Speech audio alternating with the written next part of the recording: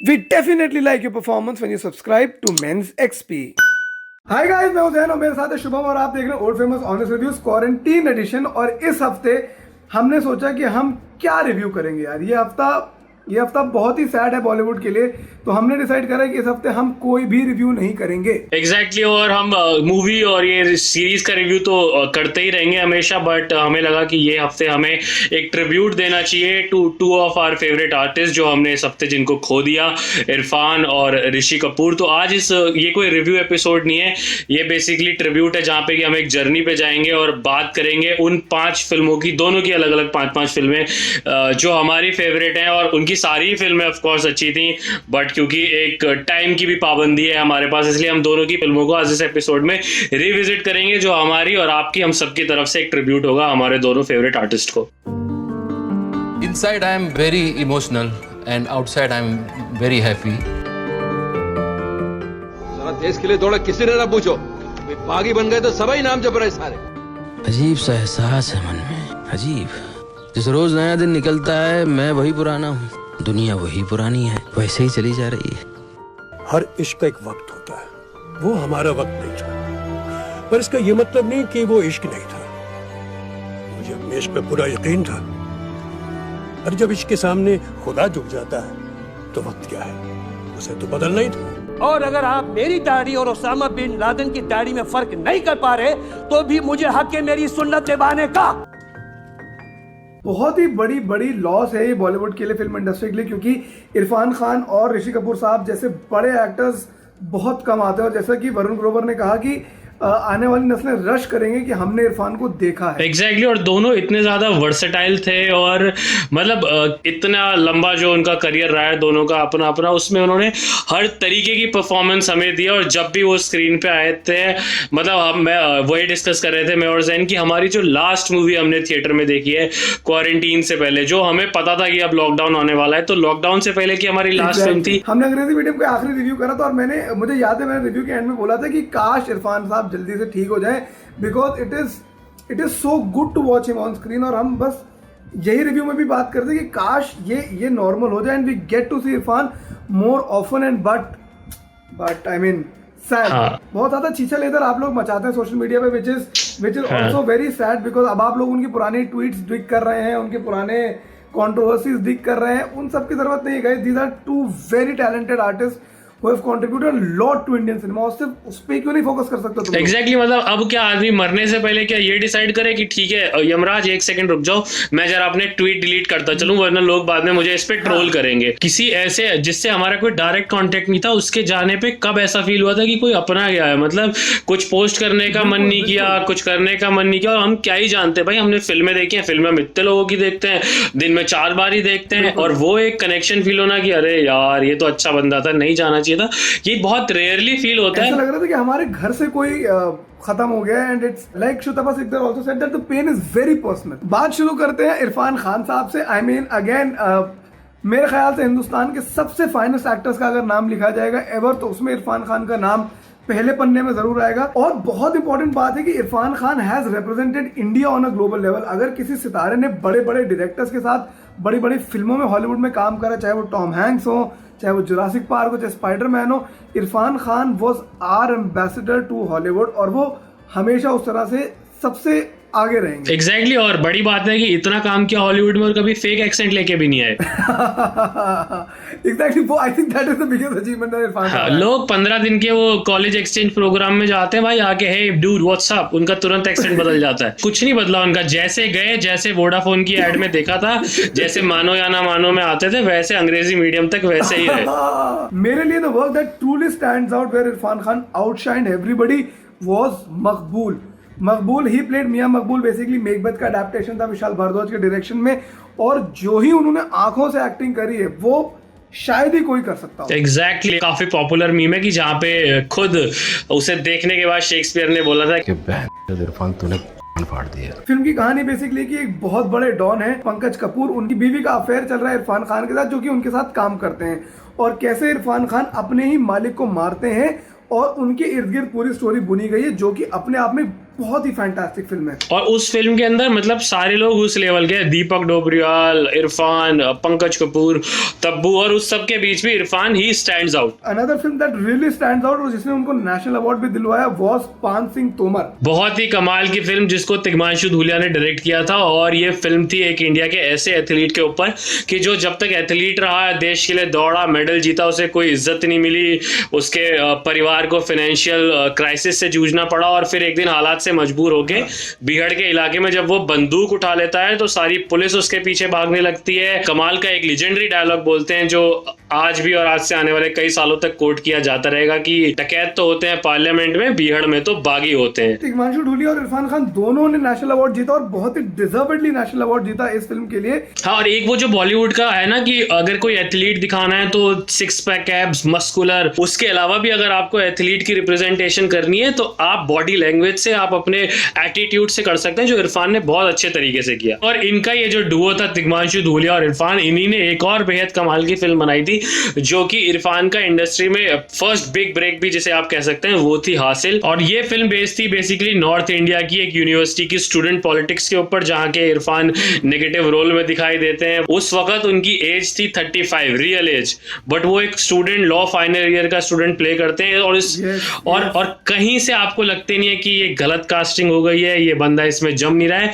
और वो पैदा हुए जयपुर में, कैरेक्टर एक प्ले किया एक इलाहाबाद के लड़के का। जिस तरीके का एक्सेंट उन्होंने पकड़ा है, जिस तरह के उन्होंने अपने एटमॉस्फेयर को समझने की कोशिश करी है, वो बहुत ही काबिल तारीफ है। वो लल्लन पे जो अटक जाते हैं ना कि यूपी से तो लल्लन, और वो गजोदर, वो गोविंदा को दिखा दिया लाल गमछा डाल के, हो गया गांव वाला, वो नहीं था ये। बहुत से लोग शुरू में ऐसा मानते थे कि अरे भाई क्रिटिक एक्टर है, नीश एक्टर है, लेकिन ऐसा नहीं था, क्योंकि जब उन्होंने पीकू जैसी ब्लॉकबस्टर भी करी है अमिताभ बच्चन और दीपिका पादुकोण के साथ। हाँ, बेसिकली उनका जो पोस्ट 2015 वाली लाइफ रही, उसमें उनको ऐसी फिल्में मिलने लगी थी जहां पे कि उनके ऊपर प्रोड्यूसर पैसा लगाने के लिए तैयार था, और थिएटर में लोग इरफान को देखने जाते थे। वो फिर चाहे पीकू हो, मदारी हो, जज्बा हो, करीब करीब सिंगल हो, हिंदी मीडियम, इंग्लिश मीडियम, मतलब ये 2015 के बाद से तो उनकी जितनी फिल्में आई हैं, और ये बहुत ही अनफॉर्चुनेट है कि वो सिर्फ 2018 तक ही आई, फिर वो बीमार पड़ गए। इसके अलावा एक और फिल्म जिसकी हमें बात करना जरूरी है वो है लंच बॉक्स। लंच बॉक्स में जो लंच बॉक्स में जो साजन फर्नांडिस को रोज एक डिब्बा गलती से पहुंचता था, उसमें जब वो चिट्ठी लिखते हैं और चिट्ठी लिख के वो जैसे अपने रोमांस को जैसे कन्वे करते हैं, वो अब बहुत ज़्यादा वो स्क्रीनशॉट्स उस मूवी के अब शेयर हो रहे हैं, कैसे उन्होंने बोला था कि एक दिन चले ही जाना है, सबको नहीं रह के जाना है। कितनी बातें करें हम उतनी कम है। उन्होंने लाइफ ऑफ पाई में भी ऐसे ही जीवन के फलसफे दिए हैं। इरफान साहब has left a huge void in the Bollywood industry. बहुत याद करेंगे हम लोग, बहुत मिस करेंगे उनको। ये अफसोस दिल में हमेशा रहेगा कि अब कुछ और नहीं देख पाएंगे इरफान को। एग्जैक्टली जी हाँ। और अब बात करते हैं ऋषि कपूर साहब की, जिनको कि हमने अगले दिन खोया इरफान के। और उनकी पुरानी जो फिल्में हैं वो तो हमारी जनरेशन, मतलब मैं और जैन, हम 90s में पैदा हुए, हमारे मोस्टली जो व्यूअर्स हैं वो भी 90s में पैदा हुए, तो हमने उनकी वो उतनी फिल्में तो नहीं देखी हैं। अमर अकबर, एंथनी, बॉबी, हमें पता है कि ये बड़ी फिल्में हैं, लेकिन उनके बारे में भी सबसे बड़ी बात यही है कि वो खुद अपने ट्विटर बायो में ये लिखते थे कि father of a famous son and son of a famous father. Last year तक उनका यही ट्विटर बायो था।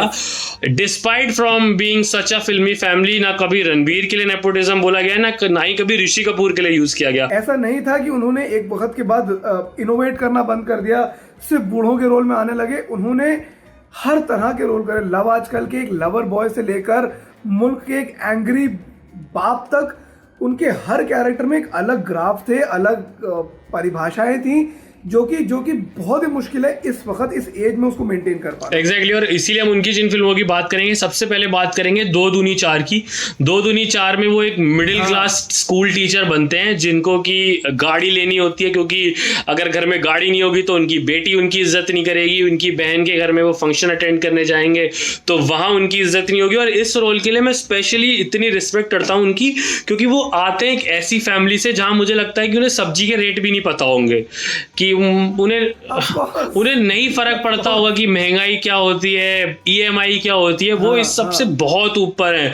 और उन्होंने रोल प्ले किया एक ऐसे मिडिल क्लास स्कूल टीचर का जहां पे हम सबको अपने पिता, अंकल, अपने आसपास वाले लोग दिखाई देंगे। दूसरी जो उन्होंने यही 2000 के बाद एक और कमाल की फिल्म की अग्निपथ, रऊफ लाला। हाँ, अग्निपथ उन रेयर फिल्मों में से है कि जिसका रीमेक इक्वली अच्छा है, या मैं तो कहूंगा कि शायद मे बी ओरिजिनल से भी ज्यादा अच्छा है। एक ऐसा विलेन जिससे आपको, मतलब विलेन का कैरेक्टर तभी जस्टिफाई होता है ना जब आपको उससे नफरत होने लगे। इतनी वर्सेटैलिटी थी कि मतलब जो हम भी जो पिछली 2 फिल्मों की बात करूं ना, जमीन आसमान का फर्क है। एक मिडिल क्लास स्कूल टीचर और फिर एक ऐसा डॉन, रऊफ लाला जैसा ब्लैक डार्क कैरेक्टर, उसमें कोई भी ग्रे शेड नहीं है, dark character, full and full. और फिर उन्होंने ये 2000 के बाद एक और फिल्म की, मुल्क। एग्जैक्टली उस फिल्म से ज्यादा अच्छे तरीके से किसी फिल्म ने इंडियन मुस्लिम्स को मुझे नहीं लगता रिप्रेजेंट किया है। एक और फिल्म जिसकी हम बात करना चाहेंगे जिसमें कि ऋषि कपूर थे, वो थी कपूर एंड सन्स, जिसमें कि वो घर के दादा का कैरेक्टर प्ले करते हैं। और उस फिल्म के अंदर 5.5 घंटे लगते थे उनका मेकअप होने के लिए, और वो बॉलीवुड के सबसे क्यूट दादा में से लगे थे उस फिल्म के अंदर। जैसे वो बीमार हो जाते थे, बीमार होने की एक्टिंग करते थे, रिटायर्ड कर्नल थे बेसिकली वो, और उतने ही क्यूट वो बने थे 102 नॉट आउट में, जहां पे उनकी जोड़ी बनी थी अमिताभ बच्चन के साथ। अमिताभ बच्चन के साथ फाइनली वापस आए थे वो तमाम फिल्में करने के बाद। They are very good friends. बाप बेटे का कैरेक्टर करा था उन्होंने, जहां पर ऋषि कपूर बेटे बने थे और अमिताभ बच्चन नेचुरली बाप बने थे। जिसे आउट ऑफ द बॉक्स कहते हैं, वो फिल्म वही genuinely out of the box. हाँ, मतलब नॉर्मल बॉलीवुड फिल्म में क्या है, हीरो हीरोइन और जुगाड़ करके गाना भी डाल ही दो। ये फिल्म 2 बूढ़ों के बारे में है कि बाप भी बूढ़ा है और बेटा भी बूढ़ा है। अब सोचो, दोनों बूढ़े, 2 बूढ़े लोग इस फिल्म के हीरो हैं। बहुत ही वोकल आदमी थे, सोशल इश्यूज पे उनकी बहुत इंपॉर्टेंट व्यू पॉइंट होता है। इनफैक्ट जाते से पहले उन्होंने एक ट्वीट भी करा था कि लिकर शॉप्स खुल जाने चाहिए, ठेके खुल जाने चाहिए कि लोग परेशान हो रहे हैं। But overall a sad week for Bollywood, sad week for our nation in general. जो क्षति बॉलीवुड ने इस हफ्ते झेली है उसको भरना बहुत ही मुश्किल होगा। इस हफ्ते के एपिसोड में दोस्तों हमारे तरफ से यही था। जैसा कि हमने कहा कि ये कोई रिव्यू नहीं था, ये बेसिकली एक ट्रिब्यूट था, और डेफिनेटली उनकी कुछ अच्छी फिल्में हमसे छूट गई होंगी, तो आप उनको नीचे कमेंट्स में मेंशन कर सकते हैं। और इसमें उस तरीके से मत मेंशन कीजिएगा कि ये भूल गए, ये होता है, ठीक है, भूल गए हम, वो आप कमेंट्स में बताएं। एनीवे गाइस, एक और खबर है, क्योंकि अगले हफ्ते हम कोशिश करेंगे 2 रिव्यू निकालने के लिए, because everybody is watching a lot of 90s show. Mahabharat वापस आ चुका है, बहुत शो वापस आ चुके हैं, तो हमने डिसाइड करा है कि हम नॉस्टैल्जिया शुरू करेंगे और अगले हफ्ते हम रिव्यू करने जा रहे हैं मालगुडी डेज का। एग्जैक्टली 90s का काफी कमाल का शो है, हम उसको वापस से देखने वाले हैं। आप लोग भी देखें, अगर आपने नहीं देखा है तो पहली बार देखें, वरना दोबारा देखें, और उससे जुड़ी आपकी जो यादें हमारे साथ साझा करें। कमेंट्स में लिखो क्या तुम्हारी favourite memory, and then we will speak to you guys over video call whatever.